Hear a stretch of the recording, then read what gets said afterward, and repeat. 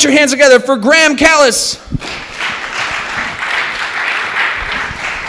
On today's video, we're going to be hearing kind of a scary story from Graham Callis. Is this actually exercise? Because I didn't exercise a whole lot at this point in my life. And if I was burning calories doing this, I was okay with that. Welcome once again to the Madison Story Slam YouTube channel. I've never introduced myself on the channel before. I'm Adam. If you've been watching this and wondering who the guy is that you're talking to, I just realized I have this hood on still. Just kind of having a lazy day here at home and trying to stay warm. So I'm Adam. Welcome to this thing that I do and that we do together, the community of Madison Story Slam. If you like the videos, hit subscribe on the YouTube channel here and leave us a rating, or not a rating, sorry. Leave us a thumbs up. I guess that's a rating. But maybe leave a comment and tell us why you're not rating it or thumbs upping it. I don't know. Here's the thing, guys. We don't do this just as videos, individual videos. We also do a podcast. And if you like these stories, we have, hours upon hours upon hours of stories on our podcast, because the podcast goes back a number of years now. We just started doing these videos on YouTube. And but if you like the stories, you can search Madison Story Slam on your favorite podcast app. While you're there, you can leave a rating. There you can leave a rating and a review. And hit subscribe. It's the best. I love doing it. Everybody says so.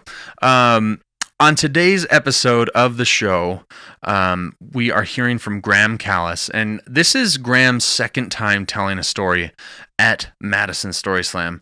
And I said at the beginning, it's kind of a scary story. Not like a spooky, story, but just kind of a frightening thing that happened to Graham, and his reaction to it. And it's just very interesting. I do want to say one thing about this story. You will see that at the end, Graham forgets how to end this story. And I specifically wanted to put this video up. I thought about not putting it up because I don't want to embarrass Graham. Graham, if you're watching, I hope you're not embarrassed. I don't think you have anything to be embarrassed about. But I wanted to put this video up because maybe there are some people out there who are thinking about telling a story at either Madison Story Slam or an open mic night or any kind of thing like this. If you're thinking about doing a creative thing on a stage in front of people, I want to encourage you to do it, even if you're nervous. And here's the thing. Even if you forget how to end it, or even if something goes wrong during that moment or during your set, it's okay. Getting on stage with these bright lights in your face and people, that's scary. It takes guts. That night we probably had 100, maybe 110 people there. And that's not the biggest crowd in the world, but if you're not used to being on stage in front of people, that's a big crowd. And but it's a learning experience. No matter what happens, I promise that you're going to have a good time and you're going to look back. I'll say this, you'll never look back on that and say, I regret doing that. You just won't. You'll learn from it and you'll grow from it.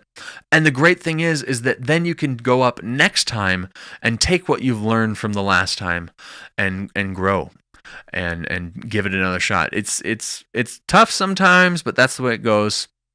So Graham, I applaud you. I know you're coming back to tell another story and we can't wait. So I'm not going to say it this time.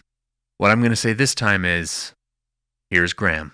So, near the end of January in 2006, I opened my eyes from what felt like the most peaceful and relaxing sleep that I had had in a long, long time.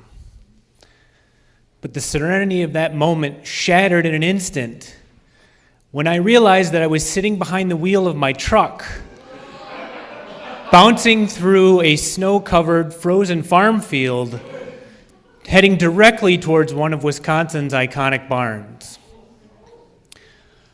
Adrenaline surged through my body, and I could not push the brake pedal hard enough. I thought it was going to go through the floor of the cab. I stopped the truck, and I took a quick self-assessment. The side of my head hurt for some reason. I was getting this really fuzzy feeling in my head. Adrenaline was just surging through my body. My heart was racing. And I said out loud in the cab of my truck, "Did I just fall asleep?" I had no idea what had happened, so I took a moment and I tried to remember back to the last thought that I had had before I woke up in this position. I lived in Green Bay, and I was driving to work. I worked for a local government of a small community just north of Green Bay, and I was on my way to work that morning. And the last thought that I had, the last thing that I could remember, was getting this really nauseous feeling. While I was close to work, I got this really nauseous feeling in my stomach. I felt like I was going to throw up.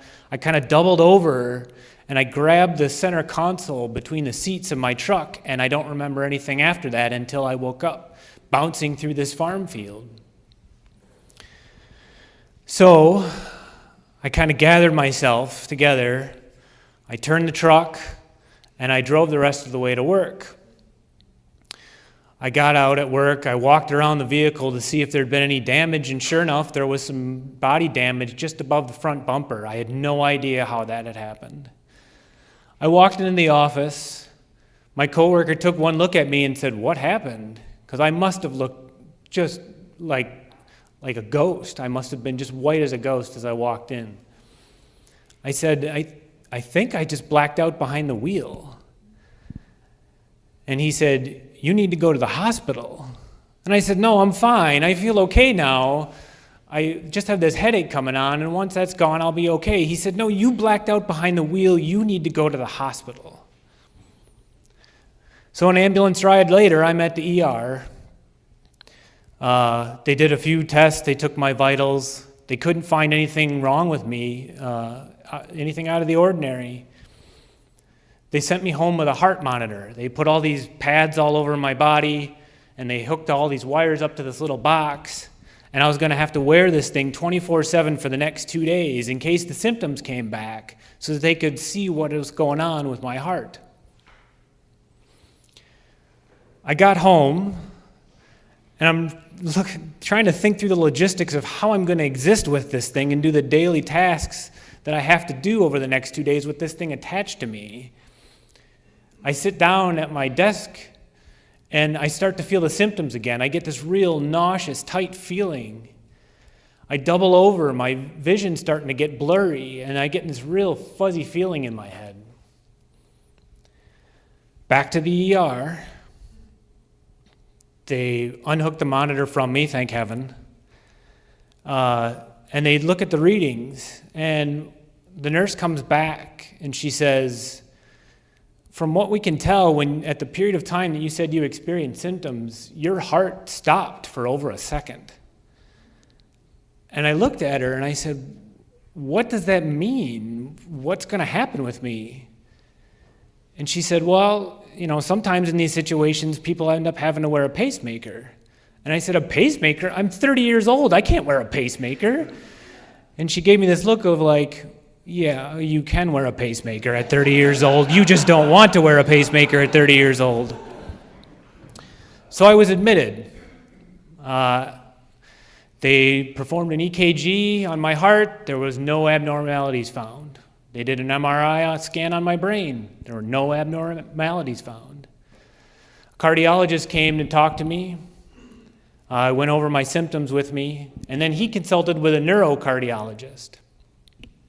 They both came down to my room and told me what they think had happened is that I experienced neurocardiogenic syncope. In layman's terms, I fainted. I looked at them both, and I said, "No kidding, I fainted. Why did it happen? That's why I'm here. I need to know what's going on with me." They said, "Well, sometimes these things are triggered.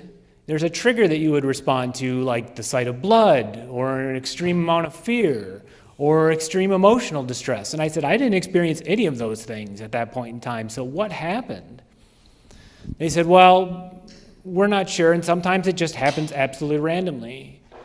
But we're going to confirm this with a test." So the next morning, They took me down to a very cold operating room and strapped me to a very cold steel table. They put a monitor into one of the veins in my arm so that they could monitor my blood pressure, and then they hooked up an IV. Then what they do is they raise this table up, and at that point, if you are susceptible to this, very susceptible to this, you would black out. I didn't black out. So they started introduced a drug into my body using the IV, which is supposed to increase your heart rate to simulate exercise. And my heart started getting faster and faster and faster, and I'm thinking as this is happening, is this actually exercise? Because I didn't exercise a whole lot at that point in my life, and if I was burning calories doing this, I was okay with that. I still didn't black out. I'm hanging on this table, and they told me not to move around a lot because it could throw off the readings, and I'm having to keep my arm out like this. It was really uncomfortable. They gave me a nitroglycerin pill. Now my heart rate really takes off. I'm starting to feel really clammy. I'm getting sweaty. And I noticed that the sides of my field of vision were starting to go white.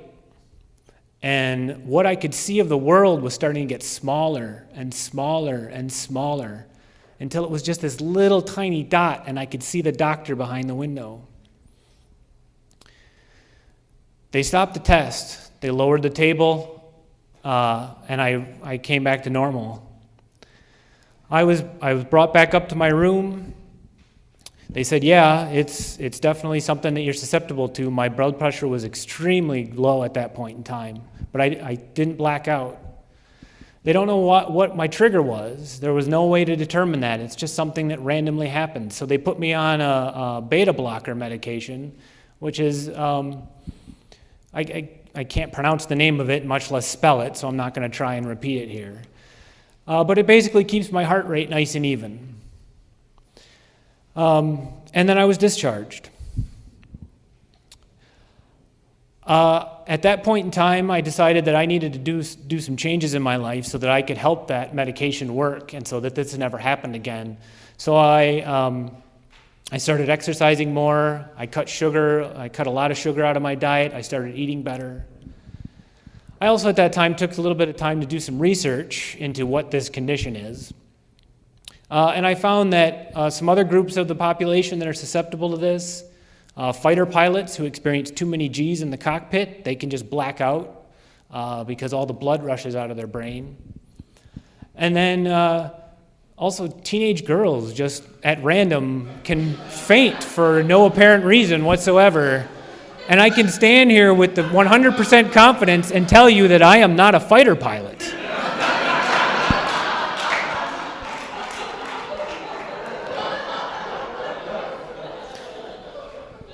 So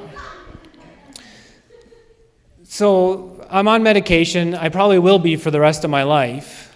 I've had a few other breaking points in my life recently, real emotional and mental tests that I faced. And I'm not ready to talk about those at this point. But I can look back on all of these, and I realize that these breaking points in my life have happened for a reason. And that these are tests that I'm put up against. These are life, or maybe the universe's way of telling me, hey, I don't need you over here right now. You need to make some changes and be over here.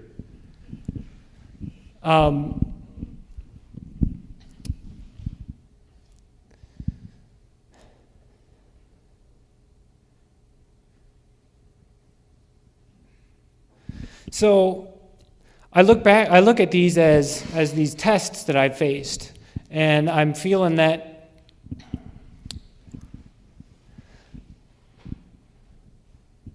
I guess I'm sorry, I can't remember the rest of my story. All right, thanks everybody.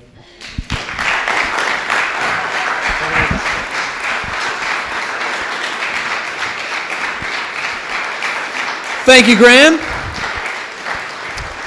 So I say this just about every month. It's not easy to get up here. and share stories. And so don't feel bad about that. It happens. It has happened. The last break said I was going to tell a story when we came back from break and completely forgot what my story was, so I didn't tell that story. So it's hard to get up here. These lights are intimidating and all that. Vasovagal reflex is the reflex you're talking about that causes people to faint. It's the reflex that causes teenage girls to faint when they see Elvis, or for people to faint when they see blood, like you mentioned. That's the reflex, just so you know. I only know that because of listening to Loveline with Dr. Drew and Adam Carolla. So